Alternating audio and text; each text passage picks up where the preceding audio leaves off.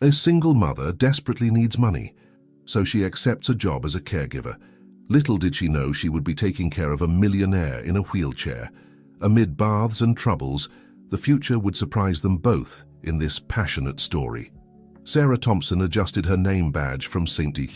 Mary's Hospital one last time, her hands trembling slightly as she organized her belongings in the small locker room closet. After 5 years as a nursing assistant, this would be her final shift. The hospital's restructuring had resulted in dozens of layoffs, and she was among the employees let go. "Mom, are you sad?" The sweet voice of Ethan, her 6-year-old son, echoed in her mind. She had left the boy at Mrs. Wilson's house, her trusted neighbor, before coming for this final shift. Her son's question still tugged at her heart. How could she explain to a child that in just 1 month, all of her savings had been depleted by basic expenses? The shift passed like a painful farewell. Sarah knew every corridor, every room, every procedure. She had started here as an intern, earning her place through dedication and empathy. Patients always praised her caring manner, especially with the elderly, whom she treated with special patience. "Thompson, do you have a moment?" The voice of Nancy, her supervisor, interrupted her thoughts. "I know it's your last day, but I need help with Mr. Anderson in room 304. He's being particularly difficult today." Sarah nodded, following down the hallway toward the indicated room. Mr. Anderson was known for his challenging temperament, but she always managed to calm him down. Upon entering the room, she found the elderly man agitated, refusing to take his medications. "Mr. Anderson, I brought that chamomile tea you like," said Sarah, using her gentlest tone. It was a lie, it was just water, but this little trick always worked. "It will help with the medicine." The man who moments before had been unyielding accepted the medication without further protest. It was this gift with difficult people that made Sarah stand out in her work. How would she survive without this job? How would she keep the small apartment where she lived with Ethan? At the end of the shift, her colleagues organized a small farewell in the break room. Chocolate cake, coffee, and tight hugs. Jessica, her best friend at the hospital, couldn't hold back her tears. "Sarah, you're the best of us. What they're doing isn't fair," said Jessica, handing her an envelope. "We pooled some money. It's not much, but it might help until you find something new." Sarah felt her eyes well up, but she kept a smile on her face. She couldn't break down, not now. Ethan needed her to be strong. She tucked the envelope in her bag without opening it. Her dignity wouldn't allow her to check the amount in front of everyone. At home, after picking up Ethan from the neighbors, Sarah prepared a simple dinner: rice, beans, and a fried egg for each of them. She watched her son eating animatedly, talking about his day at school, about the drawing he had made, about how he was learning to read bigger words. "Mom, why aren't you going to work at the hospital anymore?" asked Ethan, his large brown eyes fixed on her, full of curiosity. "Sometimes, honey, things change," she replied, trying to keep her voice steady. "But I'll find a new job, an even better one. You'll see." After putting Ethan to bed, Sarah sat at the small kitchen table with bills spread out in front of her. The rent was overdue, the electricity bill had a disconnection notice, and Ethan's school tuition was due in a week. The severance pay would barely cover 2 months of expenses. She took out her cell phone and began browsing job sites, sending resumes to every possible nursing assistant position. That's when a different ad caught her attention. Experienced caregiver with nursing background, needed for full-time companionship, on-site residence, salary above market rate. The ad was from a reputable agency, and the address indicated one of the most upscale neighborhoods in the city. Sarah hesitated for a moment. Living at work would mean drastic changes for her and Ethan. But the offered salary was almost 3 times her old hospital salary. With trembling hands, she clicked the apply button. On the phone screen, a message appeared almost instantly. "Interview tomorrow at 9 a.m. Blackwood Manor, 1000 Oak Avenue." Sarah looked at the room where Ethan slept peacefully. For him, she would face any challenge. She had no idea that this application would change her life in ways she could never have imagined. The taxi stopped in front of an imposing wrought-iron gate. Sarah nervously adjusted the navy blue blazer she had bought at a clearance sale 2 years ago, her most formal outfit.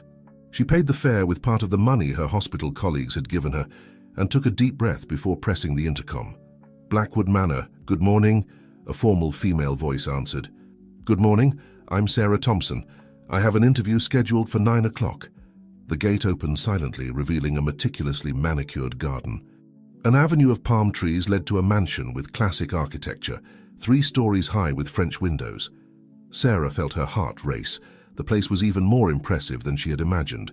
At the main door, a middle-aged woman dressed in an impeccable uniform was waiting. "I'm Martha, the housekeeper. Please follow me." The interior of the mansion was a testament to luxury and refinement. Paintings that seemed to be worth fortunes decorated the walls, and the furniture was clearly valuable antiques. Sarah followed Martha through a wide corridor, their steps muffled by the Persian carpet. "Before you meet Mr. James Blackwood, I need to explain a few things." Martha paused near a solid oak door. "The master was a very active businessman until 6 months ago, when he had an accident. Since then, he's changed. He's more reserved, sometimes harsh.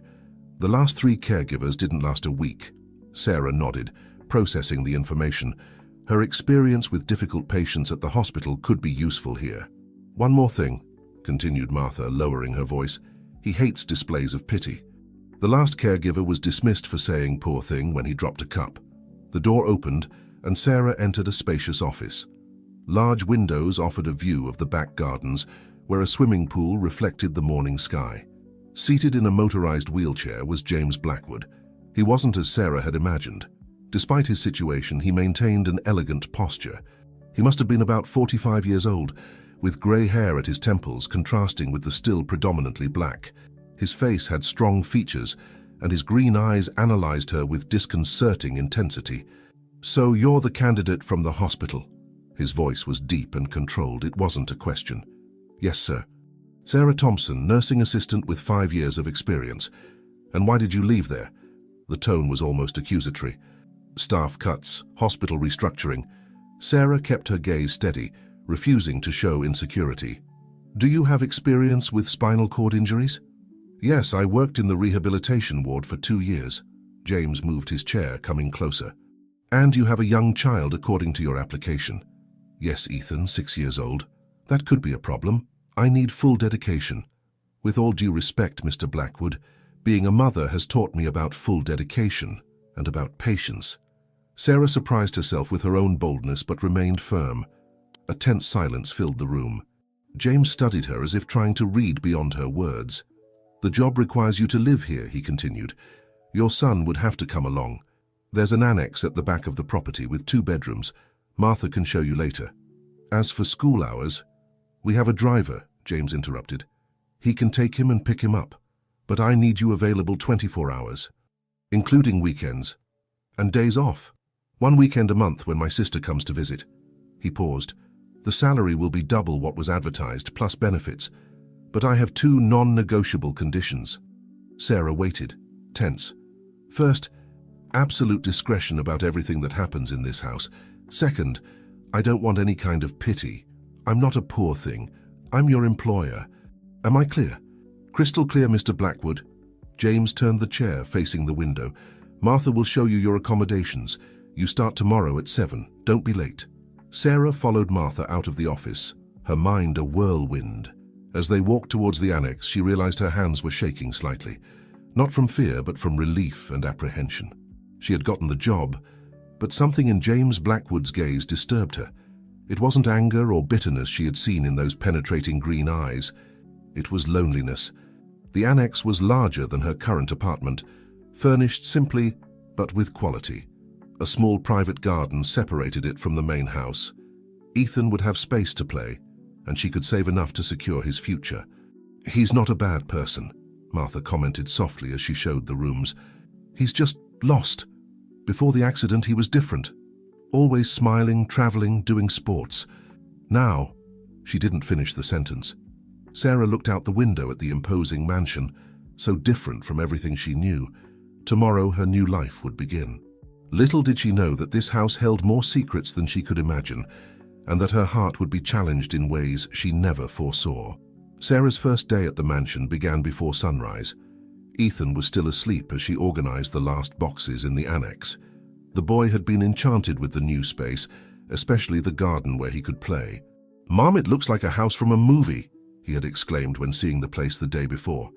At 6:30, Martha appeared to give initial instructions. Mr. James wakes up at 7 sharp. He likes to have breakfast on the bedroom balcony, then does physical therapy at 9. Dr. Paul, the physiotherapist, comes 3 times a week. On other days, you'll help with basic exercises. The master bedroom occupied the entire east wing of the 2nd floor. Sarah observed the sophisticated hospital bed adapted, discreetly integrated into the luxurious decor. A ceiling track system facilitated movement, and the bathroom was an example of accessibility without losing elegance. "Good morning, Mr. Blackwood," Sarah greeted as she entered the room exactly at 7. James was already awake, looking out the window. He didn't respond immediately. "Breakfast is late," was all he said. Sarah checked the clock. 7:02. She realized that punctuality for him meant anticipation. She made a mental note, arrived 10 minutes before each appointment. The morning routine was complex. James needed help with his basic needs, and Sarah soon discovered why the other caregivers had given up. He was meticulous to the point of obsession, demanding that each procedure be done exactly as he specified. "The towel is too cold," he complained during the bath, "and this soap isn't the one I usually use." "I'm sorry, sir. I'll arrange for the change. I don't want apologies, I want competence," he cut her off harshly.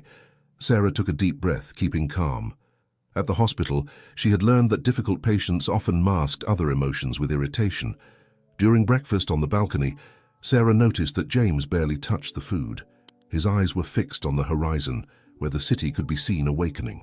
At one point, she caught him observing the helipad in the back garden, now unused. "Did you pilot?" Sarah ventured. The look she received was cutting. "I'm not paying you to ask personal questions." Silence reigned again, broken only by the sound of cutlery and birdsong in the garden. At 9 o'clock, Dr. Paul arrived for physical therapy. Sarah watched each exercise attentively, knowing she would need to replicate them on other days. James executed the movements with iron determination, even when discomfort was visible on his face. "Excellent progress," commented Dr. Paul. "The sensitivity in your arms is much better." "Not enough," muttered James, more to himself than to others. After the session, while helping James recover, Sarah noticed a partially hidden photo in the nightstand drawer. It showed him in ski clothes, smiling next to a beautiful woman. The photo was crumpled at the edges, as if it had been held many times. The rest of the morning passed between medications, breathing exercises, and an endless series of emails that James dictated to his secretary, Christine, who worked in an office on the 1st floor. Even while away, he maintained rigorous control over his business. At noon, Martha appeared to inform that Ethan had arrived from school.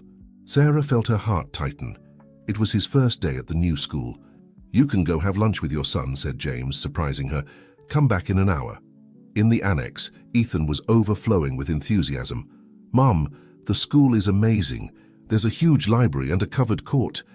And I made a friend, Peter." Sarah smiled, relieved. Her biggest concern was how her son would adapt to the change. "And did you see the big house? It's like a castle. Is the man in the wheelchair a king?" "Ethan, dear, don't talk like that. Mr. James is the owner of the house and my boss. We need to be discreet and respectful. Remember what we talked about?" The boy nodded, but his eyes sparkled with curiosity. After lunch, Sarah returned to find James agitated.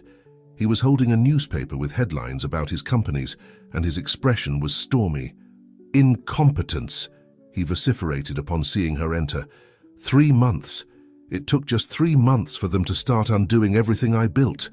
Sarah remained silent, awaiting instructions. She noticed his hands gripping the arms of the chair so tightly that his knuckles were white. "I need to go to the central office," he declared suddenly.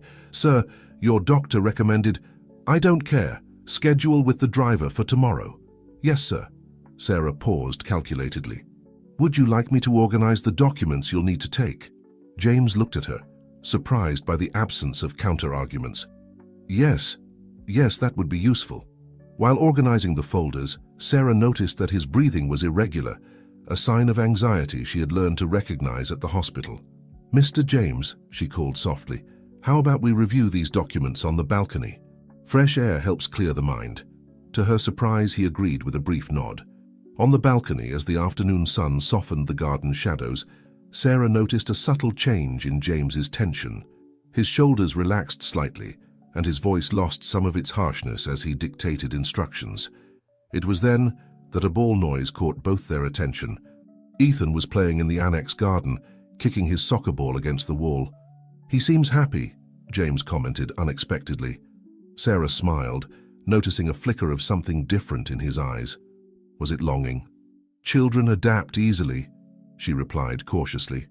James turned his attention back to the papers, but Sarah noticed that now and then his eyes would drift to the boy playing oblivious to everything. The rest of the afternoon passed in a routine of medications, exercises, and work. When night came, and Sarah was preparing to retire to the annex, James called her. "Tomorrow I want to leave at 8 a.m., he said, "and thank you for your help with the documents." It was the first time he had thanked for anything. Sarah nodded, recognizing that small moment for what it was, a first brick in building a bridge over an abyss of distrust and bitterness. Lying in her new bed, Sarah reflected on the day. James Blackwood was a complex man, carrying wounds that went far beyond his physical condition. Something told her that discovering these wounds would be her greatest challenge, and perhaps her greatest reward. The visit to the central office of Blackwood Enterprises revealed another facet of James to Sarah. Dressed in an impeccable suit, he commanded the meeting with a natural authority that contrasted with his physical vulnerability. His wheelchair positioned at the head of the table did nothing to diminish his power of presence.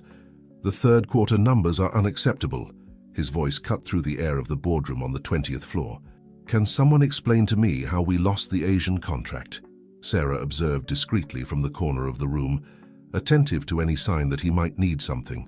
The executives, all in expensive suits and tense expressions, looked at each other nervously. "Mr. Blackwood," one of them began, "after your absence, some clients became unsure about my ability to manage the business," James completed, his voice dangerously calm. "Interesting. I didn't know my legs were responsible for the company's strategic decisions." The silence that followed was deafening. Sarah noticed James's hands tightening on the wheelchair controls, a sign of tension she had already learned to recognize. "I want a complete report on each lost account on my desk by tomorrow," he ordered, "and schedule a video conference with our Asian partners. Shall resolve this personally." After the meeting in the private elevator, James finally let the mask of the unshakable CEO fall. His hands were trembling slightly. "I need my medication," he murmured. Sarah quickly opened her bag, where she kept all the medications organized. As she administered the medicine, she noticed drops of sweat on his forehead. "You need to rest," she said, firm but gentle. "That was many hours of meetings." "I can't rest," he responded, frustrated. "Don't you see they're trying to push me out? They think I'm invalid, incapable." "You just proved otherwise," interrupted Sarah, surprising them both with her boldness. "I saw experienced executives trembling at your words. Your strength isn't in your legs, Mr. James." He stared at her, something indefinable passing through his green eyes. Before he could respond, the elevator doors opened in the parking garage. On the way back to the mansion, Sarah received a message from Ethan's school. Her heart froze as she read the content. "Is there a problem?" asked James, noticing her expression. "Ethan had a small accident in physical education," she replied, trying to stay calm. "Nothing serious, but Anderson," James called the driver, "stopped by the school before heading home." Sarah looked at him, surprised. "You don't have to, sir. I can take a taxi." "Don't be ridiculous," he cut her off. "Anderson to the school." They found Ethan in the infirmary with a bandage on his knee and eyes red from crying. Seeing his mother, the boy tried to smile. "Sorry, Mom, I fell playing soccer."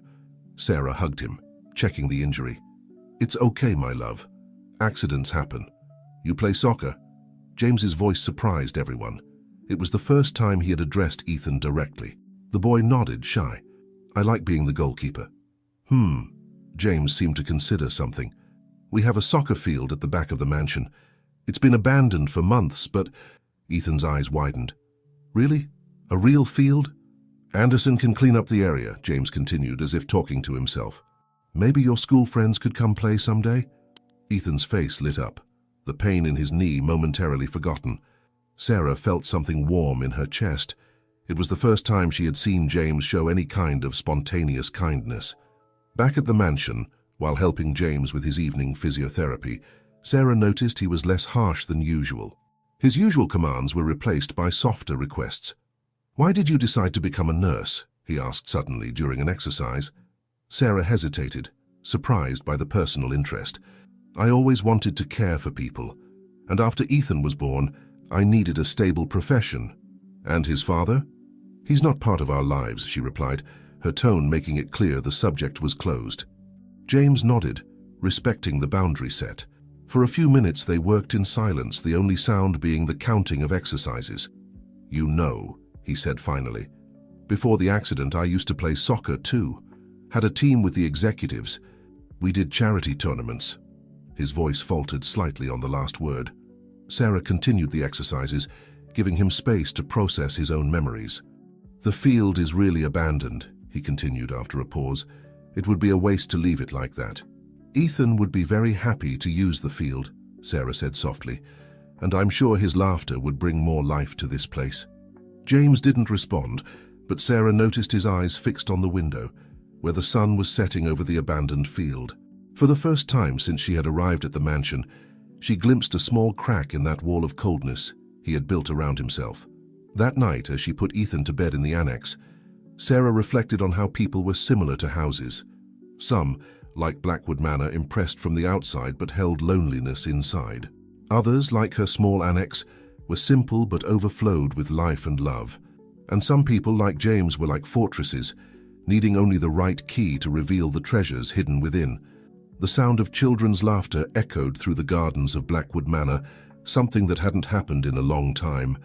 Ethan and 3 friends from school were running around the newly restored soccer field, while Sarah organized a snack for the children in the outdoor area. From the second-floor balcony, James watched the commotion. His face, normally closed off, had a different expression, something between curiosity and nostalgia. Sarah caught him looking at the field several times during that Saturday afternoon, the first time Ethan had brought friends to play. "Mr. James," she called, entering the balcony with his afternoon tea. "The children asked if you'd like to watch their game downstairs." "Don't be absurd," he replied, but without his usual harshness. "I have work to do." "Of course," Sarah agreed, arranging the tray, "but maybe the work can wait half an hour. The sunset is particularly beautiful today, especially seen from the garden." James looked at her, perceiving the gentle manipulation in her words. In recent days, Sarah had learned to read his expressions, to find cracks in his armor of indifference. 15 minutes, he finally conceded, "just to check they're not destroying my garden." Sarah hid a smile as she maneuvered the wheelchair towards the elevator. On the way, she noticed that James had changed from his dress shirt to a more casual one, a small detail that didn't go unnoticed. In the garden, the children were initially intimidated by the presence of the house owner, but Ethan, who was already more accustomed, soon broke the ice. "Mr. James, do you want to be the referee? Peter keeps slide tackling." "I don't know if Mr. James—" Sarah began but was interrupted. "Why not?" James replied, surprising everyone. "But you have to respect my calls." What was supposed to be 15 minutes turned into an hour. James, from his chair strategically positioned on the sideline, refereed the game with a seriousness that made the children laugh. Gradually, Sarah noticed his posture becoming more relaxed, and at times an almost smile appeared on his lips. "Penalty!" he declared at one point when Ethan was brought down in the area. "Decisive kick for the blue team." The children cheered or protested, depending on the team, while Ethan prepared for the kick. Sarah, serving juice and sandwiches at a nearby table, watched the scene with a warm heart. "Goal!" everyone shouted when the ball went into the top corner, and for the first time since she had arrived at the mansion, Sarah heard a genuine laugh from James. Brief, contained, but real. The moment was interrupted by the sound of a car arriving. An elegant woman hurriedly got out, her high heels echoing on the pavement. "James?" she called, surprised. "What's going on here?" "Rebecca," he replied, his expression immediately closing off. "I wasn't expecting you today."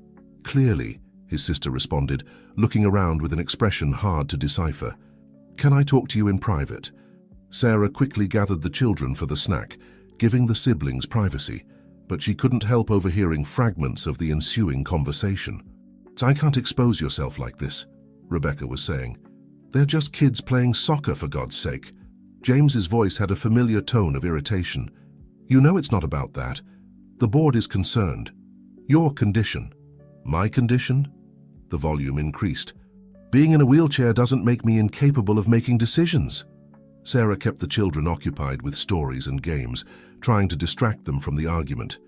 Ethan, however, kept casting worried glances in James's direction. Later, after Ethan's friends had left, Sarah found James in his office, the stormy countenance she knew well. "Your evening medications, sir," she said softly. "You can leave them there," he replied, dry. Sarah placed the medications on the desk, but didn't immediately withdraw. The children loved the afternoon. Ethan said it was the best Saturday of his life. James didn't respond, but his fingers drummed on the desk, a sign of agitation she had learned to recognize.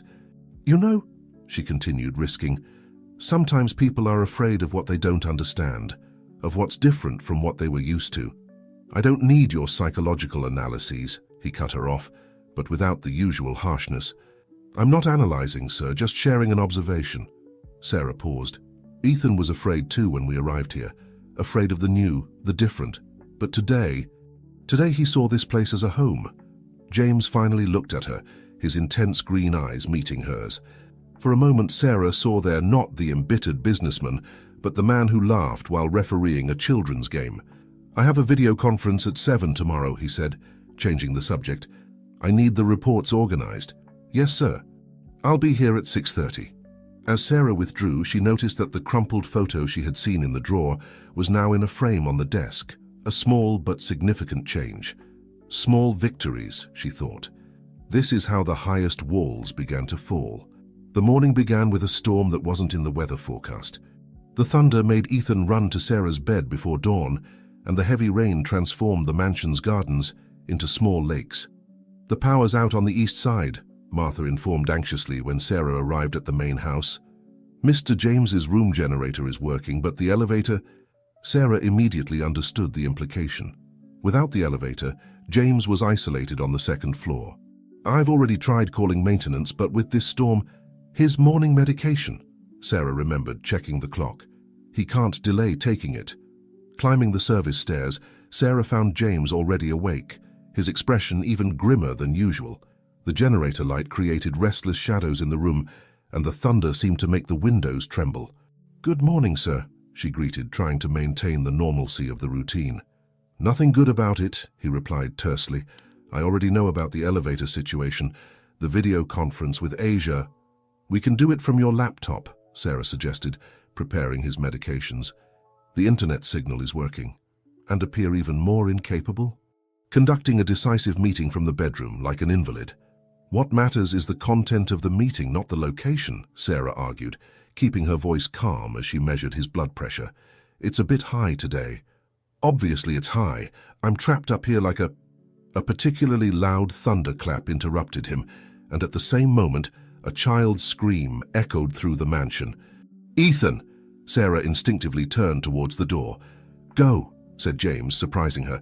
"Take care of him first." Sarah found Ethan in the hallway, trembling. The boy had tried to follow her to the main house and was now terrified by the storm.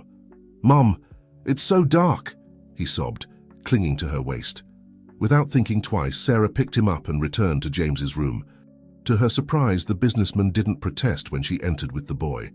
"I'm sorry, sir," she began, but James interrupted her with a gesture. "He can stay," he said, his voice softer than normal. "I didn't like storms either when I was his age." Ethan, still clinging to his mother, looked curiously at James. "You know what my father used to tell me?" James continued, surprising Sarah with his almost gentle tone. "That thunder is just the clouds bowling." "Bowling?" Ethan asked, interested despite his fear. "Yes, and when there's a really loud thunder—" Another boom shook the house. "It's a strike."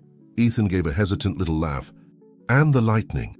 "Those are the lane lights," James replied, a hint of a smile on his lips, "so the players can see where to bowl." Sarah watched the interaction, noticing how different James seemed when talking to Ethan. The usual hardness of his expression softened, and his voice lost that commanding tone he used in meetings. "Mr. James," Ethan called, now calmer, "can you teach me how to play real bowling someday?" A heavy silence followed the innocent question. Sarah saw James's expression harden again, the reality of his physical condition returning like a wave. "Ethan, sweetie," Sarah began, but James surprised her again. There's a bowling alley in the mansion's basement, he said after a pause. It's been closed for months, but maybe Martha can check if it still works. Ethan's eyes lit up. Really, can we use it? As long as your mother approves, James replied, casting a questioning look at Sarah. Of course, she smiled. When the storm passes. As if on cue, the main light came back on, and with it the sound of the elevator functioning again. Looks like we can return to normalcy, said James, his voice regaining its professional tone. The video conference, everything's prepared in the office, Sarah assured him. Ethan, let's go back to the annex. You can draw a bit while waiting for the rain to stop.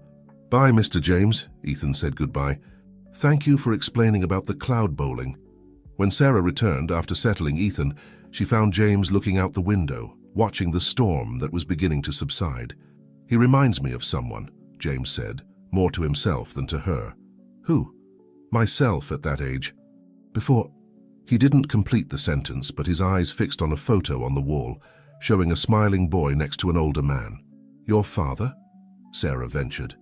James nodded slightly. He always knew what to say when I was afraid, even in the worst storms. Sarah realized he wasn't just talking about the rain. There were other storms, internal ones, that James faced daily. And perhaps like the rain outside, they too were beginning to subside. The video conference is in 20 minutes, she gently reminded him. Do you want to prepare here or prefer to go downstairs? Let's go down, he decided. As you said, what matters is the content, not the location. As she helped James with his morning routine, Sarah reflected on how sometimes storms are necessary to clear the air, to reveal truths hidden under layers of protection, and how sometimes it takes seeing the world through a child's eyes to remember that even the scariest moments can turn into stories of bowling in the clouds. The weeks passed, and the routine at Blackwood Manor gained new contours. Sarah noticed small changes in James, a less harsh "good morning" here, an almost smile there. The soccer field was now used regularly, and the sound of children playing had become common on weekends. One night after putting Ethan to bed, Sarah returned to the main house for her last round. She found James in his office, immersed in papers, the desk lamp creating dancing shadows on his concentrated face. Your evening medication, sir, she said, placing the pills and a glass of water on the desk. James raised his eyes from the documents, seeming to notice for the first time how late it was. Thank you, he murmured, a gratitude that had become more frequent in recent days. Sarah was about to withdraw when she noticed a photo on the desk, different from the usual one. In this one, James appeared smiling next to a dark-haired woman, both dressed for what seemed to be a gala event. My ex-fiancée, Olivia, said James, surprising Sarah by noticing her gaze. This was 2 years ago at the company's winter ball. Sarah hesitated, unsure whether to comment or not. James rarely spoke of his past, especially relationships. She was beautiful, Sarah ventured. She was, James agreed, his voice laden with an emotion Sarah couldn't quite decipher. And ambitious. We had plans to expand the business internationally. She would be the vice president of the new branch in Europe. What happened? Sarah asked before she could stop herself. James turned the chair facing the window. Outside, the full moon bathed the gardens in an ethereal light. The accident happened, he answered after a long silence. We were returning from a business trip. I insisted on piloting, even though I was tired. The helicopter, his voice faltered. Olivia was in the co-pilot seat.